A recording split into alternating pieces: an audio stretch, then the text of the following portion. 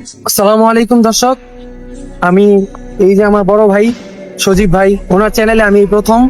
তো আজকে একটা বিষয় নিয়ে আলোচনা করার জন্য এসেছি। এই বিষয়টা আমাদের দেশের সবারই জানার দরকার, কারণ এই একটা সময়ে আমরা মিডিয়ার মধ্যে একটা মেয়ের নাম শুনতে পাচ্ছি, নাম রামিসা। তো নামটা শুনে আপনারা সবাই জেনেই গেছেন যে ভিডিওটা কি সম্পর্কে হতে চলেছে। ভাই আরো আগেই ভিডিওটা নিয়ে আলোচনা করতেন, কিন্তু কিছু ব্যস্ততার কারণে আলোচনা করতে পারেনি বিষয়টা নিয়ে। তো আজকে এই ভিডিওটার মধ্যেই সবকিছু আলোচনা করব, আমাদের সাথেই থাকবেন। দর্শক, আগের একটা ঘটনা হয়তো 3-4 মাস হয়ে গেছে। হ্যাঁ, আমাদের নরসিংদী জেলা মাঝুদ্দি থানায় আমাদের পার্শ্ববর্তী গ্রাম এলাকায় একটি দর্শন হত্যা করা হয়েছে। তার নাম হয়েছে আমানা। সবাই এটা চিনেন, পুরা বাংলাদেশ এটা পুরা পরিচিত। এটারই সুস্থভাবে এখনো বিচার হয়নি, তো আমরা এটার বিচার পাইনি। তো 1-2 দিন ধরে এক বোন রামিসা, তাকে আপনারা পুরো মিডিয়াতে দেখতে পাচ্ছেন। তো ও ছিল নিষ্পাপ। ক্লাস 2-তে পড়া একটা মেয়ে, কতটুকুই বা তার বয়স হতে পারে। এই যে একটা ঘটনা, এর ধারা পুরো বাংলাদেশ শিহরিত হয়ে রয়েছে। এছাড়াও শুধু এই দুইটা ঘটনাই নয় ভাই, এর আগেও আসিয়া মামলারও একটা ঘটনা আমাদের সামনে এসেছিল। ওই বিষয়টার এখনো কোনো সুষ্ঠু দৃষ্টান্তমূলক বিচার আমরা পাইনি। এমন কোনো বিচার আজ পর্যন্ত আমাদেরকে সরকার উপহার দিতে পারেনি, যে বিচার দেখে সমাজের অন্যান্য অপরাধীরা ভয় পাবে। তো শুরু করি আমরা রামিসা বিষয়ক আলোচনা। তো রামিসা হচ্ছে ক্লাস 2-তে পড়া একজন শিক্ষার্থী। কতটুকুই বা তার বয়স হতে পারে, আপনারা কমেন্ট বক্সে বলে যেতে পারেন। তো একদিন রামিসা সকালে স্কুলে যাওয়ার জন্য রেডি ছিল, তার বোন তাকে স্কুলে নিয়ে যেত। এই সময় রামিসাকে খুঁজে পাওয়া যাচ্ছিল না। তখন তার বোন এবং মা খোঁজাখুঁজি করলে তার জুতো তার পার্শ্ববর্তী বাসার সামনে দেখা যায়। এই সময় তার মা এবং বোন ওই দরজার সামনে গিয়ে কড়া নাড়লে দরজার ভিতর থেকে কোনো শব্দ না আসায় তারা আতঙ্কিত হয়ে পড়ে। তারপর তারা 999-এ কল দেওয়ার মাধ্যমে সরকারের সাহায্য নেয়।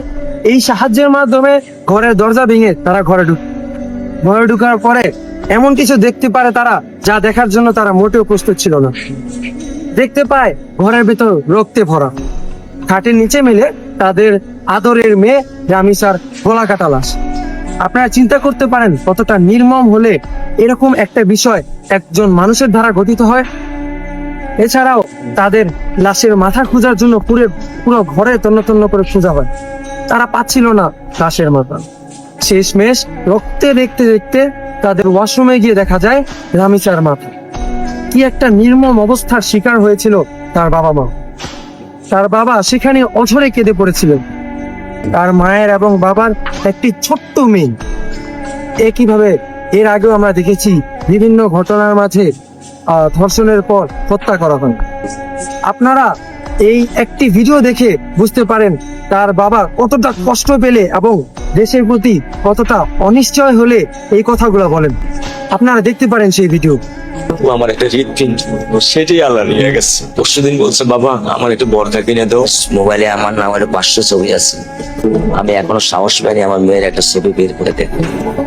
আমার সেই সাহস নেই, আমি সেই সাহস হারাই ফেলছি। আমার চ্যানেলটা দেখেন 3 বছর পুরাতন ছেঁড়া, কিন্তু আমি আমার চ্যানেলটা পাল্টাই না, সেলাই করে নেই, কিন্তু আমার বাচ্চাদেরকে আমি কষ্ট পেতে নেই না। শুধু একবার বলছে, বাবা লেসে খাবো। আমি 1 মিনিটও দেরি করিনি, 1 মিনিটও আমি দেরি করিনি। আমার একটা হৃদপিণ্ড, সেটাই আল্লাহ নিয়ে গেছে।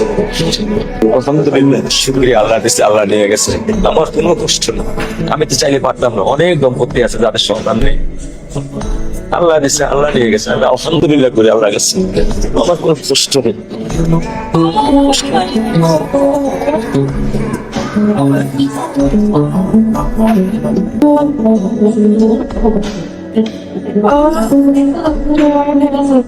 রামিসার বাবার কথাগুলো সবাই শুনছেন। তার অনেক আদরের মেয়ে ছিল, ঠিক আছে, তার আদরের মেয়ে ছিল। আজকে দেখেন আমাদের পরিবার, আমাদের ভাই ভাতিজা, আমাদের বোন, এসব কিভাবে নিরাপদ থাকবে? আজকে আমাদের ভাই ভাতিজা, আমাদের বোনদেরকে স্কুলে নিয়ে যাব, আমরা কিভাবে নিরাপদ রাখবো? আমরা এটা চাই, আমাদের সরকারকে অনুমতি করছি যে আমাদের সরকারের কাছে একটি রিকোয়েস্ট করছি যে এটা আইন যেন বাস্তবায়ন করে। আমরা এটাই অনুরোধ করছি, দ্রুত এটা আইন যেন বাস্তবায়ন করে, যেন যারা দর্শন করে, যারা হত্যা করে, তাদেরকে রাস্তার সম্মুখে যেন ডাইরেক্ট ফাঁসি দেওয়া হয়। আমরা এটাই চাই, আমাদের সরকারের কাছে এটাই আবেদন করতেছি যে আমরা সরকারের কাছে দৃষ্টি আকর্ষণ করছি, আমরা পুরো বাংলাদেশ আমরা এই আইনটা সত্যি চাই।